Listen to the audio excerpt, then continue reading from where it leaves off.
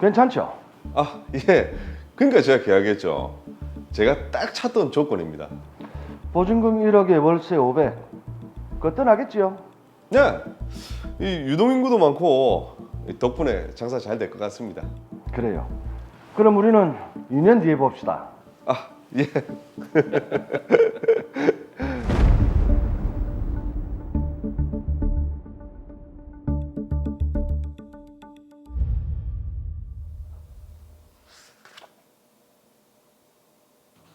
자, 로이아 상가에 입금이 잘 되고 있는. 어? 1층 고깃집이 아직 월세가 안 들어왔네. 이 날짜를 넘길 사람이 아닌데.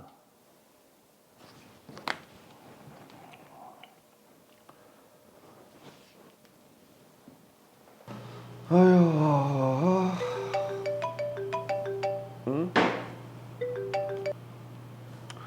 여보세요? 예, 사장님. 이번 달 월세가 아직이라서 연락드렸습니다. 아, 예. 그 코로나라서 그 손님이 너무 없어서 장사가 너무 안 되네요. 그렇죠. 요즘 다들 난리라더라고요. 그 며칠만 기다려 주시면. 예, 그렇게 하세요. 그리고 임대차 계약이 한 달 남았는데 갱신은 어떻게 하실 건지. 근데 그 연체되고 그러면 그 계약 갱신이 안 되는 거 아닙니까? 예전에는 그랬는데 이거 코로나 때문에 법이 바뀌어서 갱신 가능합니다. 그러면 갱신하겠습니다. 원래 여기가 장사도 잘 되던 곳이고 그 뭐 코로나 끝나면 괜찮겠죠? 아이, 그럼요. 예전처럼 사람으로 가득 찰 겁니다. 그리고 코로나 특례법 적용 기간 동안에는 월세 안 받겠습니다. 예? 사장님, 감사합니다. 힘든 시기지만 조금 더 힘내시고 조만간 계약서 다시 적으러 가겠습니다. 예, 감사합니다. 네, 착한 임대인입니다.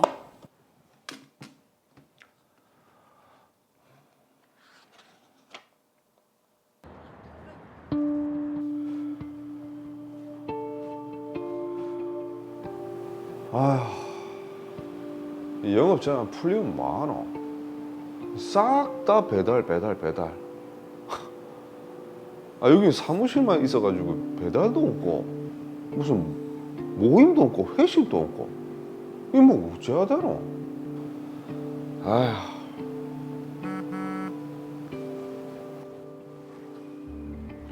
뭐고? 이 음식 재료값 또 올랐나? 야, 이 완전 물가 완전히 미친네. 이러다가 장사 접어야 되는 거 아이가 진짜. 우선 사장님, 월세가 넉 달이나 밀려서요. 이번에는 해결을 좀 해주십시오. 저도 상황이 안 좋습니다. 4달이라뇨? 6월에 300, 7월에 100 넣어드렸잖아요. 2달치가 밀린 거죠. 월세가 한 달에 500인데 6, 7월만 하더라도 600이 밀리고 8, 9월 달에는 하나도 안 들어왔어요. 벌써 1,600만 원이 밀렸다고요. 그럼 코로나 때문에 장사가 안 되는데 뭐 어쩌합니까? 저도 안 드리고 싶어서 그러는 거 아닙니다. 그래도 넉 달이나 밀리는 건 좀 그렇잖아요. 착한 건물주다 뭐다 해가지고 다른 데는 뭐 월세도 깎아주던데 우리도 이참에 감액 좀 해주시죠. 감액이요? 코로나 기간 6개월 동안 월세도 안 받고 그냥 넘어갔더만. 그리고 3기 이상 월세 연체되면 임대차 계약 해지되는 거 몰라요? 더는 못 참습니다. 가게 빼세요. 3번이 아니라 2번이라니까요. 6, 7월에는 월세 드리잖아요. 저는 법대로 하겠습니다. 보증금에서 코로나 기간 6개월치 월세랑 지금까지 밀린 것까지 다 빼고 드리겠습니다. 코로나 기간 월세는 정부에서 면제해주라고 한 거 아닙니까? 그거는 왜 빼세요? 그리고 올해 12월 31일 계약 갱신 날짜까지는 사장님 요구를 제가 안 들어줘도 되는 거 아닙니까? 뭐라고요? 저는 뭐 가게 뺄 생각 없으니까 막 돌아가세요.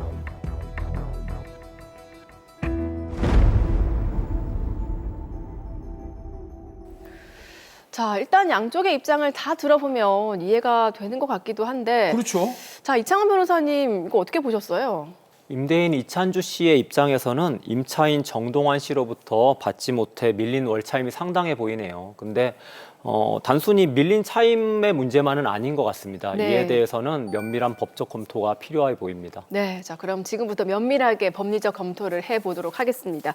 자, 우선 두 사람의 입장이 가장 이제 팽팽하게 맞서는 부분이 지금 3기 이상의 차임을 연체를 했다, 아니다 이 부분인 것 같은데, 자 김경남 변호사님 어떻습니까?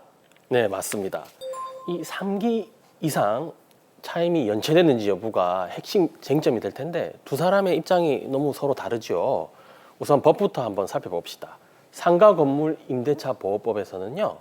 임차인이 3기 이상 차임을 연체할 경우 임대인은 계약을 해지할 수 있고 또 임차인의 계약 갱신 요구도 거절할 수 있습니다. 그런데 말입니다. 예. 지금 임대인 이찬주 씨는 3번을 연체했으니까 3기 이상이라고 얘기를 하고 있고 예. 임차인 정동환 씨는 3번이 연속된 게 아니니까 3기 이상이 아니라고 합니다. 도대체 이 3기 이상은 정확히 어떤 의미입니까? 네, 이 기라는 것은요. 차임을 지급하는 어떤 개별 단위 기간을 의미합니다. 네. 그래서 월세의 경우라면요. 3기라 하면 3개월이 되겠지요. 그럼 3개월이 이게 연속이 돼야 되는 건가요? 예, 연속일 필요는 없습니다. 실제 이 법조항에도요. 3기의 차임액에 해당하는 금액에 이르도록 차임을 연체한 사실이라고 규정이 되어 있거든요.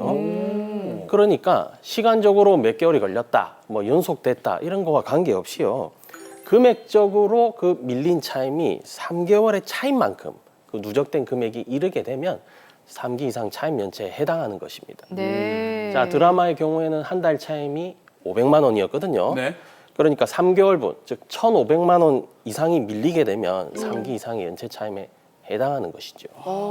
자, 그럼 지금 임차인 정동환 씨 같은 경우에는요, 8, 9월에는 월세를 전혀 내지를 않았고 6월과 7월에는 조금씩 줬다고 했는데 이게 어떻게 되는 겁니까? 네, 이게 정확하게 계산해 봅시다. 자, 6월에는 300만 원만 냈다고 하니까 200만 원이 모자라죠. 예. 네. 그리고 7월에는 100만 원만 냈다고 하니까 400만 원이 모자라고요. 네. 8월, 9월 2달 연속 한 푼도 안 냈다고 하니 500만 원씩 2번 밀린 거예요. 예. 이렇게 금액을 다 합치면 총 1,600만 원이 됩니다. 그렇습니다. 오. 그러면 우리 3기 차임 합계는 1,500만 원이었으니까 이제 3기 이상 연체한 것으로 보게 되는 것이죠. 그러면 임대인 이찬주 씨 얘기가 맞는 거네요. 그럼 이찬주 씨는 이 계약 해지를 요구하는 게 정당한 겁니다. 그죠? 네, 그렇습니다. 임대인 이찬주 씨는 우리 현재 임차인 정동환 씨를 상대로요. 3기 이상 차임 연체를 이유로 한 계약 해지 및 건물 인도를 청구할 수 있습니다. 자, 그런데 지금 임차 기간 중에요, 코로나 특례 기간이라는 게 있었거든요. 이 부분에 영향을 미치지 않을까요? 네, 이 코로나 특례란 2020년 9월 29일부터 2021년 3월 29일까지 이 6개월 동안에는요. 이 차임을 연체해도 임대인이 이러한 차임 연체를 이유로 계약의 해지나 임차인의 계약갱신 요구를 거절할 수 없도록 한 이 한시적인 규정입니다. 네. 지금 드라마에서는 이 코로나 특례 기간 중에도 이게 차임을 하나도 지급하지 않은 것으로 나왔거든요. 그렇다면 이 6개월 동안에 내지 않았던 차임, 이것도 연체 차임에 포함이 될까요? 안 될까요? 그러니까 코로나 특례 기간이었으니까 포함이 안 돼야 되는 게 맞지 않습니까? 저도 어떤 거지? 포함이 안 되는 것 같은데 예. 정준희 씨가 포함이 안 된다고 하니까 왠지 반대로 하고 싶은데 제가 틀릴 것 같나요? 믿음이 안 가서 그런데 포함이 되는 거 아닙니까? 예, 원칙적으로는 이 연체 차임에 포함이 되게 되어 있습니다. 역시 믿음이 안 가는 아나운서였습니다. 자, 이 드라마의 경우에서는요, 이 연체 차임을 계산할 때, 자, 특례 기간 중에 그 당시 내지 않았던 6개월 차임에다가 2022년도에 또 새롭게 발생한 차임 연체 부분을 다 포함해서 계산이 되어야 합니다. 근데 포함이 된다는 건 왜 그렇습니까? 예, 보통 일반인 분들이 이렇게 이 부분을 많이 오해하시는데요. 이 코로나 특례 조항은요, 2020년 9월 29일부터 2021년 3월 29일까지 그 6개월 동안의 차임을 완전히 면제해 주는 제도는 아니에요. 단지 그 임대인이 그것을 이유로 임대차 계약을 뭐 해지한다든지 갱신 요구를 거절할 수 없다는 것인데요. 네. 제가 좀 조사를 해보니까 우리 드라마에서는 그 임대인 이찬주 씨가 6개월 동안 차임을 안 받겠습니다라는 말을 했는데 네. 사실은 그걸 면제해 준다는 의미가 아니라 지금 이 6개월 기간 동안에는 안 내도 좋다. 나중에 장사가 잘 되면 내라는 그런 의미였고 임차인인 정동환 씨도 그렇게 받아들였다고 합니다. 그렇다면 이 6개월 동안에 밀린 차임도요 연체 차임이 포함되는 것이 맞겠죠. 아, 이게 유예된 거네요. 그렇습니다. 일종의 그런 장치라고 보시면 돼요. 자, 그러면 저희 드라마 사례 경우는 이게 어떻게 되는 겁니까? 드라마에서는요 임대인 이찬주 씨가 과거에 그 코로나 특례 기간 6개월 동안 차임 밀린 것을 이유로 계약을 해지하자고 그렇게 주장한 것은 아니었죠. 그렇죠. 예. 예. 그런데 그 특례 기간이 한참 끝나고 난 지금 현재 2022년 기준으로 3기 이상 차임이 또 연체가 됐으니까 자, 임대차 계약을 해지하겠다 이렇게 주장을 하고 있는 것이거든요. 그래서 임대인 이찬주 씨의 요구는 이 적법하다고 볼 수 있습니다. 자, 그런데 지금 임차인 정동환 씨 입장을 보면요. 앞으로도 좀 차임을 제대로 줄 수가 없을 것 같습니다. 자, 그렇다면 임대인은 어떻게 해야 되겠습니까? 네, 지금 이 두 사람 사이의 임대차 계약에서는요. 보증금이 1억 원이 걸려 있었습니다. 예. 네. 자, 이 보증금에서 이 연체 차임 합계액을 이렇게 공제할 수가 있거든요. 자, 지금 기준으로 한번 계산을 해볼게요.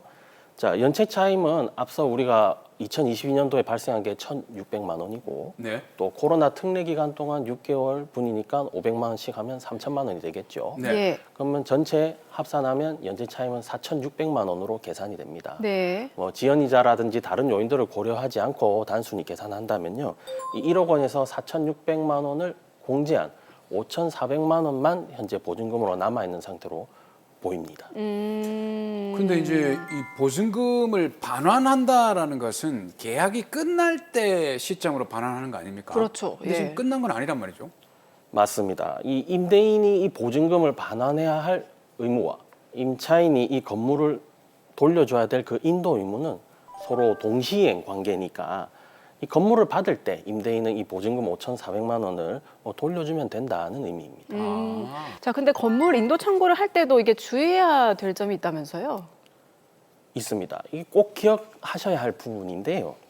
만약 임차인 이 정동환 씨가 다른 제3자에게 이 건물의 점유를 이렇게 넘기게 되면 설령 임대인 이찬주 씨가 건물인도 소송에서 승소하더라도 이 집행이 어려울 수가 있습니다. 이 법원 집행관은 임차인 정동환 씨를 상대로 건물인도를 집행해야 되는데 이 다른 제3자가 점유하고 있으면요, 이 집행 불능에 빠질 위험이 있는 것이죠. 예. 이게 그러니까 건물 인도 청구는 건물 자체에 하는 게 아니라 건물을 점유하고 있는 사람을 대상으로 한다 이 말이네, 그죠?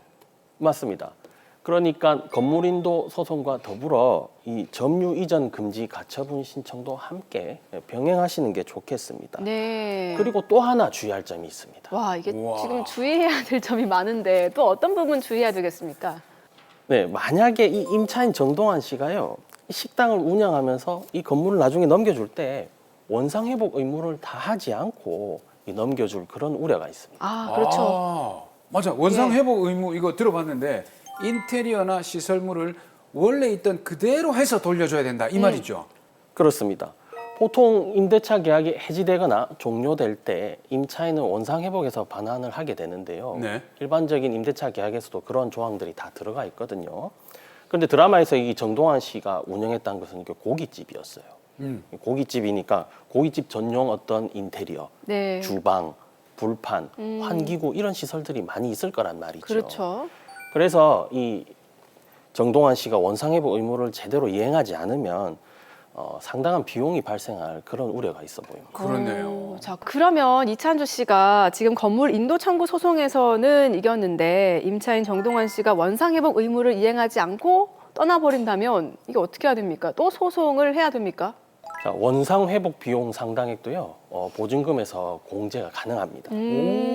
자, 예를 들어서요 이 철거 등 원상 회복 비용이 약 2천만 원 정도로 예상 견적이 나왔다고 가정을 할게요. 예. 그러면 앞서 우리가 계산해 본 연체 차임액은 4,600만 원이었으니까 여기에 2천만 원을 더한 6,600만 원이 보증금에서 공제될 수 있는 것이죠. 그러면 1억 원에서 6,600만 원을 공제하면 약 3,400만 원 정도가 남게 되겠죠. 네. 실제 이 소송에서는요, 이런 원상회복 문제가 쟁점이 되는 경우가 굉장히 많습니다. 그래서 반드시 주의를 기울이셔야 합니다. 예. 자, 마지막으로 코로나 시기와 관련해서 이 상가 임대차 계약을 진행 중이신 분들께 조언 한 말씀 부탁드릴게요. 네, 흔히들 이제 부동산 계약이라고 하면 매매 계약과 임대차 계약이 가장 흔한 경우인데요. 자, 임대차 계약은 양 당사자 사이의 신뢰관계가 매우 중요한 것 같습니다. 매매 계약은 기본적으로 돈을 주고 물건을 받으면 끝나게 되지만 임대차 계약은 서로가 임대인과 임차인으로서 비교적 오랜 기간 이 관계를 유지하고 신뢰를 가져야지만 가능한 것이거든요. 그런데 이런 월세라든지 이 차임 지급이 이렇게 원활하게 되지 않는다면 당사자 사이의 신뢰는 깨질 수밖에 없겠지요. 상가 임대차에서 이런 차임 연체가 지속되고 있다면 임대인으로서는 결국 소송 등 법적 분쟁을 해결할 수 있는 방안을 고려할 수밖에 없습니다. 그런데 여기서 주의할 점은요, 보증금이 거의 바닥날 때까지도 아무것도 안 하고 기다리고 계신다면 임대인의 이 손해가 더 누적될 수밖에 없습니다. 그러니까 3기 이상 차임이 연체가 되었다면 즉시 임차인과 어떻게 할 것인지를 먼저 진지하게 협의를 해보시고, 그러한 상황이 좀 개선되기 어렵다라고 생각되신다면 빨리 전문가와 논의하셔서 소송을 준비하시는 것이 좋겠습니다.